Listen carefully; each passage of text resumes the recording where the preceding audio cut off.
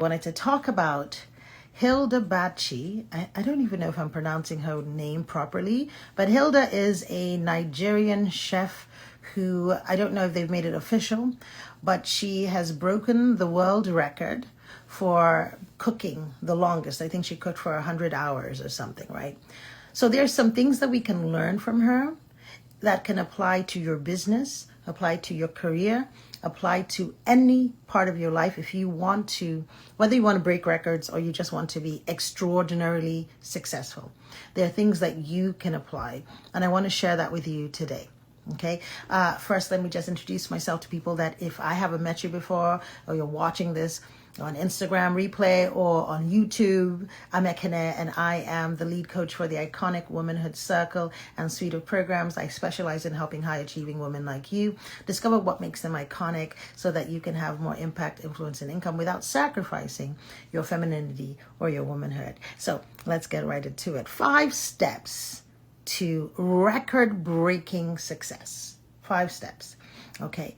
Number one, and I'm using as our template today, Hilda. I'm going to call her Chef Hilda so I don't butcher her last name.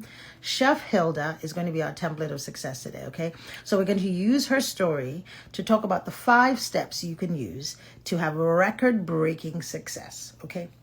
Number 1, have mastery. Have mastery.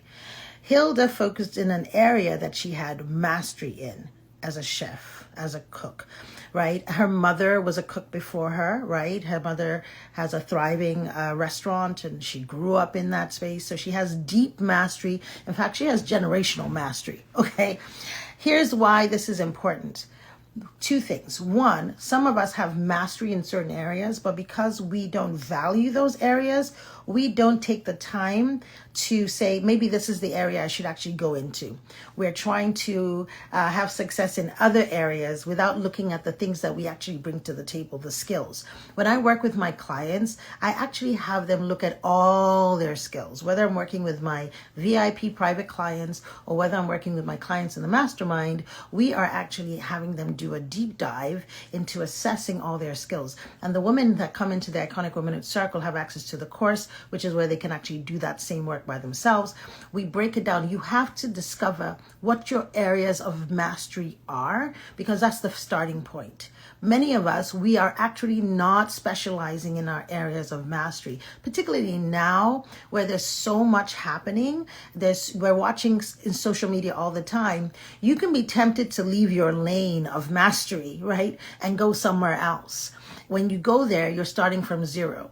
What you should be doing is starting from your space of mastery. It doesn't matter if it seems as if no one else is doing it, everyone is doing that, and that's the hot thing. Stay in your lane. Your lane is what will bring you success, right? If she had left her lane and tried to do something else, chances are we would not know her name today. So, number 1, stay in your lane of mastery. Number 2, cultivate that area of mastery. That's the other problem. Many of us, they say stop before you're ready. I 100% believe in that. But starting before you're ready does not mean you should not get ready. Many of us do not have the discipline, do not have the focus or the commitment to keep developing our craft. Whatever it is you say is your craft, keep developing it. I'm a speaker, I'm a writer, I'm a coach. I keep working on developing as a coach. I don't get certifications because I feel like I need them to do my job. I do a great job, but I want to get better each time. I don't need them to market to anybody. I'm not getting a certification so I can tell you I have this other certification. This is why you should work with me. No, I'm getting them so that I can do a better job for my clients. As my clients get better and better, I want to get better and better. I want to increase in mastery. So I am dedicated to being a better coach every day. Just like when I was a pharmacist, I used to take continuing education classes. Any healthcare provider takes continuing education classes because mastery is not a one-time thing. It is a continual process. And I focus also on mastery of myself. It's a mistake when you don't focus on mastery of yourself. You think you do one thing and then you stop. You have to keep becoming better. You have to keep becoming better. Yes, thank you, Danflo. You have to keep becoming better.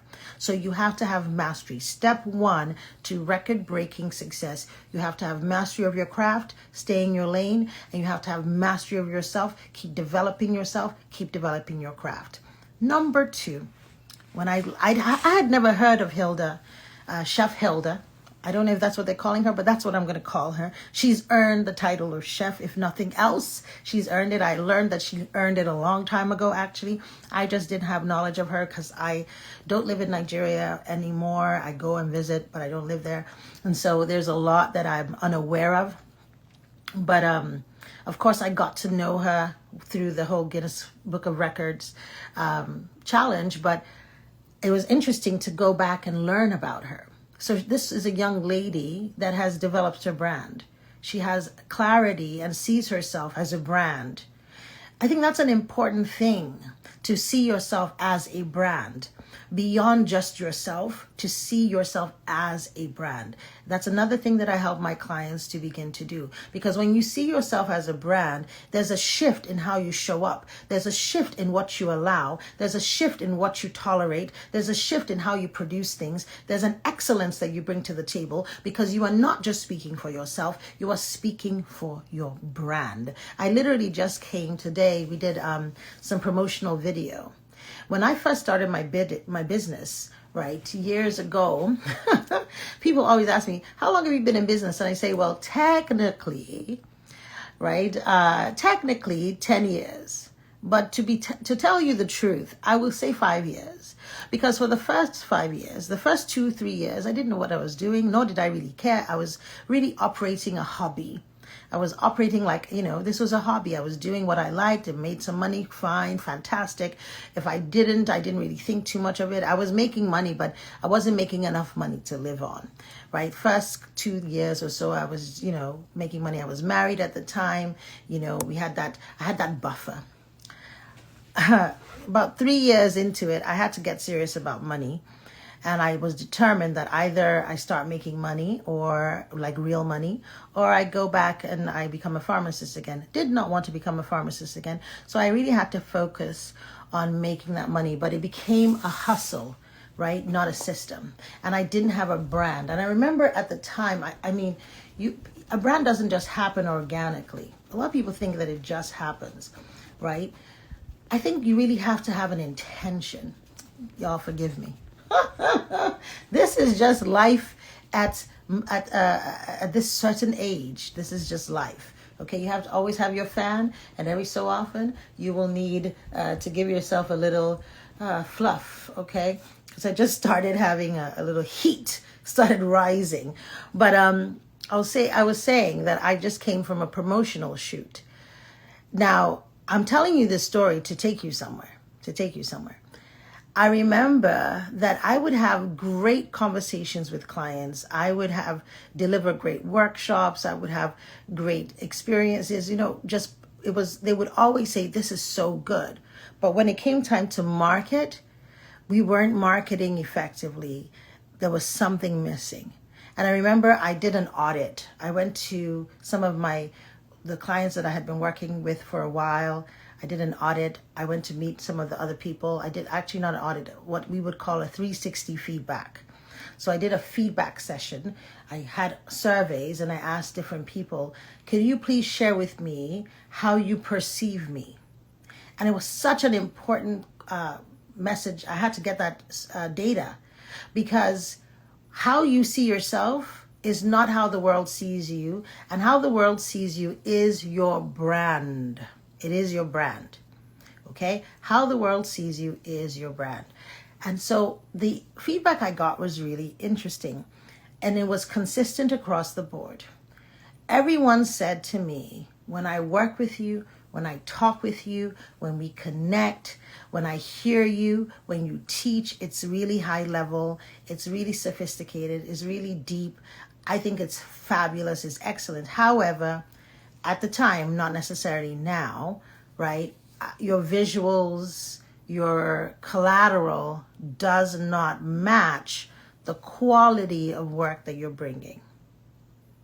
And that's that's impacting. So for me, taking that data, I was able to understand that that was impacting my perceived value with people that didn't know me. So because I had not done the work to do any real branding, someone that was just seeing me, right, would judge. They don't know you. They're just judging your collateral. And so by judging the collateral, and what I mean by collateral is your social media, your your bio, your cards, your photos, all the things. We live in a very visual world. They're judging your collateral, and if your collateral does not make sense to them, they're just going to move on. They're just going to move on. Now, is that right? Is that fair? That's just reality. I'm not even here to question whether it's right or not. It is literally reality. You have to open up, you have to see a package before you unwrap it and look and see what's inside it. Okay? What's inside it. Yeah, thank you. Damn Flo. Thank you. Someone says you're really polite. I think you mean polished, right? Or maybe polite, both of them, right? From day one. And it's interesting because I always thought I came off a certain way. Like I am who I am. But I had to go back and say, how can I up level? Because it's not enough for me to feel this way about myself. It is that, am I communicating effectively who I am to other people? Am I communicating effectively? And so I had to go back to the drawing board. And now I'm constantly having that conversation with myself and my team and asking, does our brand need to evolve? As we grow, do we need to evolve? Are we refreshing our brand artifacts regularly? I have to refresh my artifacts regularly. And this is part of the budget. It is necessary for the work that we do. If you are consistently not actually attracting people that you want or whatever is happening, a lot of times it's because you need a brand refresh, or you need a brand, or you need a brand refresh, or your brand is not geared to the people you think it is. So that's one of the things I help my clients do. In fact, I have an intensive on Saturday. I'm going to be doing an intensive that has to do with going deep into messaging and going deep into discussing this. And one of my clients had said to me, why don't you call yourself a business coach? I said, well, even though we do business, and I do business, it's not the only thing I do. So I feel like I don't want to be pigeonholed into just business. Really, it's about success. And so I work with people who have careers as well. So, but I really want to point that out to you, that step one is having mastery. Step two is you need a brand to house the mastery. And one thing that I could see that Chef Hilda did was she had a brand. She had a brand and she had a very distinct presence. She did some very distinct visibility moves even before doing this. So she seems strategic in her thought process, right? I've never sat with her to talk to her, but just watching the things that she put out, she had actual clarity about certain things. And she actually even had an interesting, there was a little negativity here and there. There's always going to be people who are negative because they're negative in themselves. And so that negativity will come out of them. Whatever is in you is what comes out of you, right? Because when I saw it, I thought, oh, what a stunning young woman. She's obviously a woman who, va-va-voom, right? When you go to her page, she dresses in a way that really shows that she enjoys the feminine form, the curvy form. She enjoys that. She enjoys the way she looks. She plays up her looks. She's a beautiful woman, and why not? And I particularly love that she is actually a living embodiment, that you can be, quote unquote, I guess that's what they call it, a slay queen, and a woman who's about her business at the same time. So she was doing that. I don't know her personally, don't know anything else about her. I'm just going by this, what I'm saying, and using her as a case study as 5 steps to breaking records. I want to tell you something. She broke the record, right? But there are other people that could have broken the record. But the reason why you're going to keep remembering her name, the reason why people are going to keep talking about her, at least for a season, and based on what I have seen, her trajectory is probably going to be for a while, is because she has done certain things. Because you can break a record and then we don't know. Do you know how many people are in the Guinness Book of Records? We don't know their names. Most of them we don't even, you'd have to go and look. And you see the person and you'd have to Google, right? And then you're like, When you have a brand, you stand out. You have made an intention to stand out and you've done what it takes to level it up. So those are step 1 and step 2. Step 3. You've got to set a compelling goal. So with step 1, have mastery. Step 2, build your brand. Those are like the foundations of what I do when I work with my clients in the Iconic Womanhood Mastermind or in the Iconic Womanhood Circle. Because this is where you begin to develop who you are and what makes you stand out and begin to do that work. Step 3, particularly those women who work with me closely in the mastermind, right? I have them, and this is in the 3rd module, we call it ideation, luminary ideation. I ask them to set a big, compelling goal. That, like, what is your God idea? That's what we call it, a God idea. What is your compelling goal? She set a compelling goal. She said, I want to break this record. The truth be told, how many of you even knew that this was a record? I never knew that there was anybody that had a record for the longest person cooking ever. It never even crossed my mind. I didn't even know such a record existed. But she knew because it's in her industry. And she set a goal. And it was compelling because it was the Guinness, because we don't necessarily know the record, but we know the Guinness Book of World Records. We all do. It's a brand we understand. And so we know what a big deal that is. We totally understand that. She set a compelling goal. Now, it was scary, right? Like, you're going to cook for 4 days without rest, without anything. Like, that's a compelling goal. Like, okay, that's a goal that will make you sit up, right? You have to have the courage to set a compelling goal. And the challenge is so many of us lack courage. And I know I did for a very long time. I'm currently in one of my own compelling goal seasons. Yes, it may not seem like a big deal to you, but it's a big deal to us because we are having our first voyage iconic in Ghana. And let me tell you why this is a big deal. We're not just doing a trip.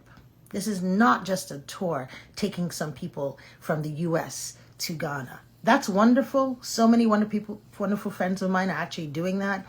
Big ups to them. That's not just what we're doing.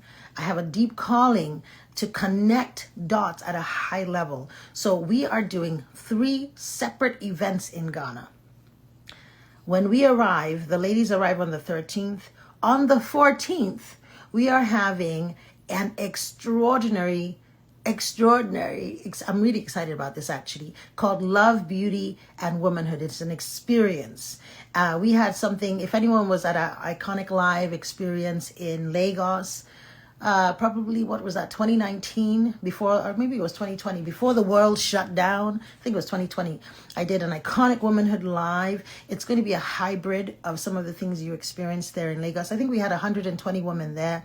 We're going to have a good crowd of women there. It's going to be phenomenal. I'm super excited. So we have that. So not only am I taking a group of women from the US, we are having 3 events that we are hosting in Ghana.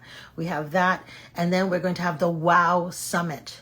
The WOW Summit is going to be on the 20th. The WOW stands for Women, Opportunities, and Wealth. We're having that summit on the 20th. So I'm here in the US planning 3 events in Ghana. And the third thing that we're having is going to be our Iconic Awards banquet night. First time we've ever had that. We're having that in Ghana. And then, of course, we're having on the 18th and the 19th, the Iconic Woman Weekend. Talk about a big, compelling goal for us, especially as a small business. But let me tell you, I am so excited. I'm putting out a lot of cash, straight talk. I'm putting a lot of effort. I'm putting a lot of prayer and faith. And I'm excited about what God is going to do and is already doing. But the power of a big, compelling goal is that it galvanizes you to action, but it galvanizes other people around you into action. And it's something that people can get behind. It's something people can get behind. Which brings me to step number 4. You can set a big goal all you want, but if you don't have the courage to do this next part, you may either struggle to do the goal or you will even complete the goal and no one will know about it. It won't be as meaningful. This is the part that I think that this was powerful. Because she could have said, I'm going to do this and I'm going to do this in my kitchen. And I'm going to, because I'm sure the Guinness, they have some rules, right? They probably have to have some recording and some kind of witness in order to make sure that it actually happened the way you said it happened. But I don't think that they would have required it to be as big as she did it. Pretty sure that that wasn't required. That was something she came up with and her team came up with on their own, right? Because what she did was she shared her big goal. She shared her big goal and she was willing to try out loud. She had the courage to try in front of everybody. Because you see, whenever you set a big goal, there's always a possibility that you might fail. And because you might fail, so many of us don't want to try out loud. So we're unwilling. We won't put ourselves out there because people might see us fail. Or we put ourselves out there quietly. But the thing that happens is when you put yourself out there quietly, when you win, it's just as quiet. But when you can have the courage to try publicly, to try out loud, to try in front of people, then when you win, it becomes a big deal. Because you see, the way she did it, it was not just her win. It was everybody's win. I saw this. I said, this woman is really trying at this level. She invited so many people to the table saying, hey, come, see me. I'm doing this. I don't know if I'm going to do it. She had a lot of faith, but nobody knows if you're going to be able to do it. Like I'm telling you, I'm doing this Ghana. I don't know, but I trust God. I trust God. And I'm asking different people, how can you come alongside this big goal of mine, right? Who are we talking about? I'm calling her Chef Hilda. Her name is Hilda Baci. She's a young Nigerian chef from Nigeria that just broke the Guinness Book of World Records for the longest cook-a-thon. She cooked for 4 days straight, right? I can't remember. How many meals did she put out there? I don't know. But she's been doing, just Google her. She's everywhere right now. And Nigerians are also proud of her. I'm incredibly impressed, right? Not only from the cooking thing, right? But just the strategic way she went about it. Yes, Miss Attila, putting your win out so quietly. We have to be willing to start living out loud. Too many of us are unwilling to let people see us in our process. I remember I used to take step class. I don't take step anymore on my knees, but Zumba is much like it, right? Any of those dance classes. And I remember bringing a friend one day, and she was because she's someone that likes to do things very well. She's very good at what in general, a lot of very smart women, a lot of very capable women struggle with this. You're used to doing things well, and so you really struggle when you have to learn. Because the learning period is usually marked by a season of incompetence because you don't know. You have to be willing to be new in role. And so many of us are not willing to be in that space where we're learning on the job. So I remember during the step class, it was so, look, everyone has a day one. And I was encouraging her. I was like, don't worry about it. No one's looking at you. We all had our day one. She didn't come back day two. She refused. Because she couldn't handle feeling inept. You have got to be able to handle the risk. You have to be able to handle looking like a beginner. And, growing up in Nigeria, I grew up in Nigeria, there's something that we have done that is really, really terrible. That is holding a whole generation back because we didn't have this in mind. When I was younger, this was not something that people said. But now, as an adult, I hear people say it. They use it as an insult. And so you might see somebody struggling with something and we say, are you a learner? The word learner. So we just say, what's wrong with you? Are you a learner? As if it's a bad thing to be a learner. Everybody has to be a learner at some point. You hope to be a learner so that one day you can have mastery. Learning is the pathway to mastery.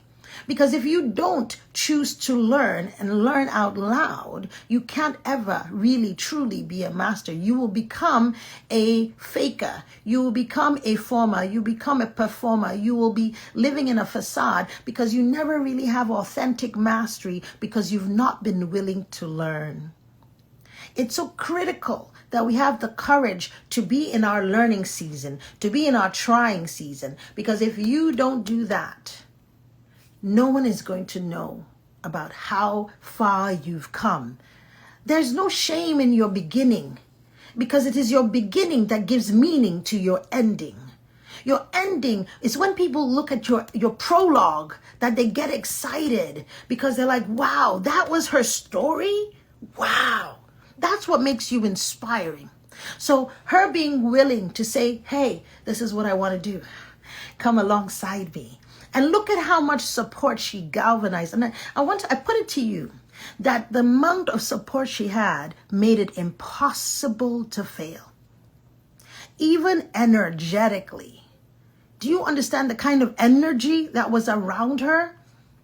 Pulsating, like that's energy. Like there's dancing, there's this happening, all kinds of things are happening. And I was watching little clips here and there, and she's tired. You could see times when she's tired. If you ever run, back in the day when I was very young, I was never a very good runner. I never really enjoyed running all that much. But back in the day, I remember one particular, I was, for whatever reason, in boarding school. I went to boarding school. My what did we call it? The gym, not the gym. I don't remember what we called it anyways, so long ago. But our sports coach person, for some reason, felt like, oh, you'll be good for long distance running. I was like, why? Me? I'm not going to be good, because I wasn't very fast. I wasn't a good runner, so I was not good in sprinting. So he figured I'll be good in long distance running. So he made me do long distance running. I remember doing, I can't remember what it was, 800 meters or whatever, but we would go around the track like 4 times. And I remembered this particular run, and I felt so tired. I felt like I couldn't do it. And 2 of my friends started running the track on the inside with me. Like I was on like the 3rd lap, and I'm like, at this point, you know, when you're just dragging, like I'm about to drop, and they came like, come on, Ekene, we can do it. Let's go. And then I got a little ginger from them. That's what we call motivation, ginger. And I was going with them. And I finished because of their motivation. They were motivating her. Do you know what motivation does? You know what all of that does, what that was doing for her? And anybody, when you have people that cheer you on, this is why you have to share your big goal with the right people too. Don't go share it with dream killers, with people who are competitors and people who are unhappy and not doing anything themselves, which is why I built the Iconic Womanhood Circle, so that you can be ambitious alongside with other women who are also ambitious. Because when you're around people who are not ambitious, they will kill your dream. Because they don't want anyone else to dream, because they don't want to dream themselves. You have to be around people who know how to dream. So those people, they were motivating her. They were singing, they were praying, they were dancing, they were speaking, they were coming. There were different celebrities, different government officials coming, speaking a positive word to her, motivating her. There's something they call the motivation hormone. It's dopamine. They call dopamine the motivation hormone. Dopamine makes you go longer, work faster, right? It increases your quality of work. Dopamine is a feel-good hormone, and it is released when you feel motivated. So when you share your big goal with the right people, you'll feel motivated, and that dopamine will help you keep going. So her willingness to try out loud, that willingness to share her goal. Too many of us have dreams that we have been taught, don't tell anybody, listen, I get it. I understand the whole move in silence, but let me tell you, if you are constantly having to move in silence, if you're constantly having to, it means you are in the wrong circle. Get out of that circle. You're not meant to live that way. The scripture says, forsake not the fellowship of the brethren. If you are constantly dodging bullets, it means you're not with brethren. The scripture says, if you want to be successful, don't sit with mockers. Don't sit with scoffers. If you're sitting with people who are mocking other people and scoffing, those people are not safe people. That's why you can't share your dream with them. That's why you don't feel comfortable trying. But if you get into the right circle, like the Iconic Womanhood Circle, you will feel more comfortable sharing your dreams. You will feel more comfortable trying, because you will hear from other women who are doing the same thing and who are being vulnerable with you, sharing their challenges alongside their wins. It's so important that you are in the right circle. For us, we're women of faith. We're highly ambitious, women who like to live fabulously, but also women who want to be highly purposeful, who want to do God proud. We are unapologetic about who we are. We go hard for our goals, but at the same time, we are deeply feminine. We want to enjoy our womanhood. All of those things intersect in the circle. So you really want to make sure that you are in the right circle. Share your goals with the right people. And finally, step 5. Step 5 is the simplest, literally the simplest piece, but it is the hardest thing to do. Some people have mastered the art, but others struggle. Let me tell you one person who has mastered the art of step 5, and I'll tell you what step 5 is in a second. But first I have to tell you about one woman that I know that has mastered the art of step 5. You know who that woman is? My mother. My mother. That woman is amazing to me. Amazing to me. Let me tell you just a little bit about my mother, and I tell you how much she has mastered. My mother brought us back to the U.S. I can't remember what year, right? I came for college. She brought all the kids. She and my dad were no longer together. So she raised us from, I was already in college. My sister was already on her way to college. So it was my younger ones that were also quite young, but she had 4 of us that she was responsible for. And she raised us all, right? Came to America, left Nigeria that she knew, started over from ground zero in her 40s. When she came to the U.S., my mom went to school in the U.S. She had a BA in accounting, but she always had businesses in Nigeria, so she'd never really worked as an accountant. When she came back to the U.S., couldn't get a job as an accountant, decided, listen, I have got to take care of my family. She went to nursing school as a single mother of 4 in her 40s. And she was still working odd jobs, doing jobs, right? She had different jobs because we had to eat regardless. She had a job, I had a job. So that's why I tell people I'm not moved by money. I have had a lot of money.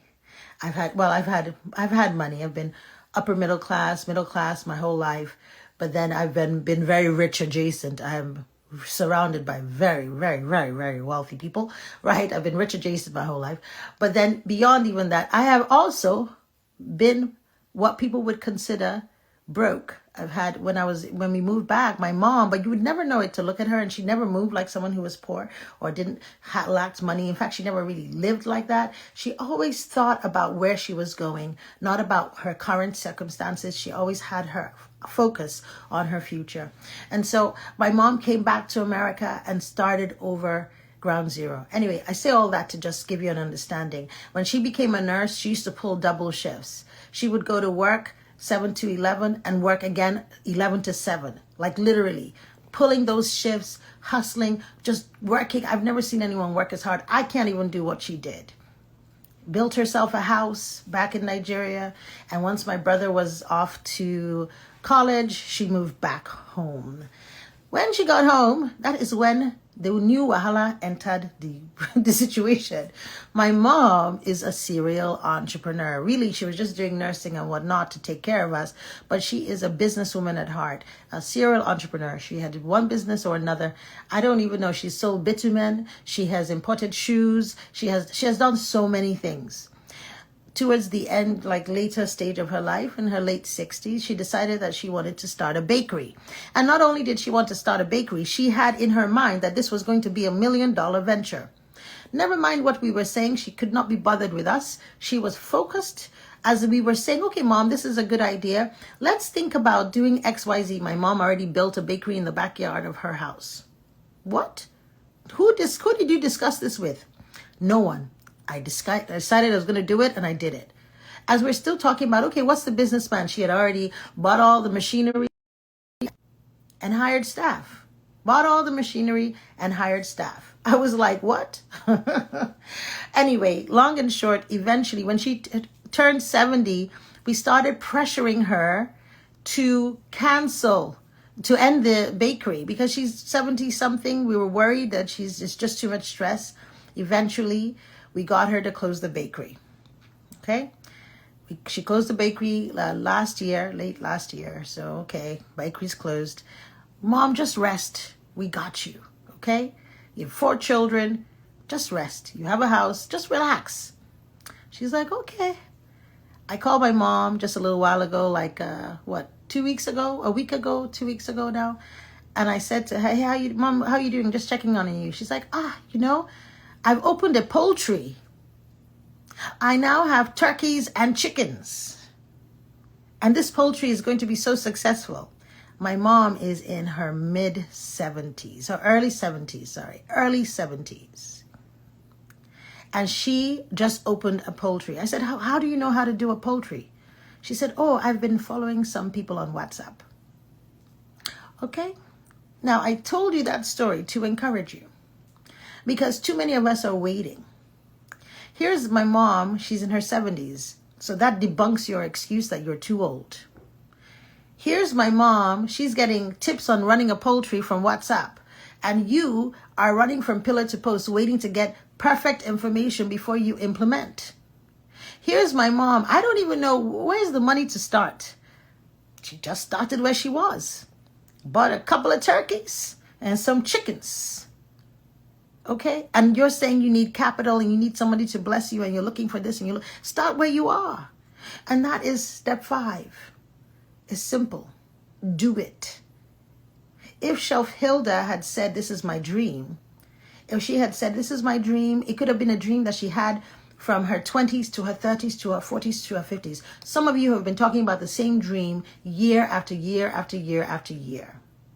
And you have not done anything with it. Nothing will happen until you begin to take consistent action. So that's the final step. Do it. Do it to the best of your ability. Go hard for your goals. Give it all you've got. No excuses. Just try to show up. Do your very best. It's not easy. Sometimes it's frightening. Sometimes you're overwhelmed. Sometimes it feels as if you can't go on. I know exactly of what you speak and how you feel. But I promise you, if you want to have record-breaking success, you have to become someone who says, I can do it, I will do it, and I'm doing it. So those are the 5 steps. Number 1, mastery. Number 2, build your brand. Be iconic. Number 3, set a compelling goal. Number 4, share your goal with the right circle. And number 5, do it. Do it. And when you do those things, watch and see how your life will transform. These are the things that I help my clients do in the Iconic Womanhood Mastermind, which we're going to be enrolling for, right? It's a cohort program. I go deep with you. I help you really understand what makes you unique, what your areas of mastery are, what your brand needs to be, the different components of it, help you find your compelling factors, your iconic factors, help you figure out your compelling goal, your project, help you figure out your next steps to launch, right? These are all the things we do. And we don't do it in just focusing on this is what you have to do step by step. We actually do it by focusing on who you need to be. And then it comes out organically for you.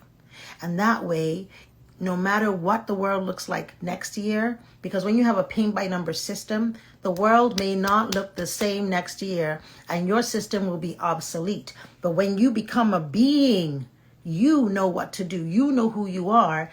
You can never be obsolete. Your system can be obsolete, but then if you've done your work, you just create a new system. That's why I help my clients. That's what sets us apart. I help you create it yourself. You get in deep in yourself. And so you have the power to create authentic systems for you, no matter what the external factors or landscape may be.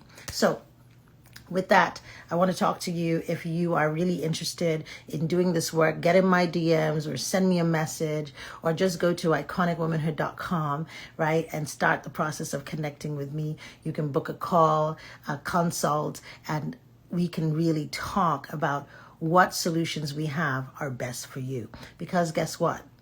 Not only did Chef Hilda have record-breaking success, you can too. God bless you. Be well.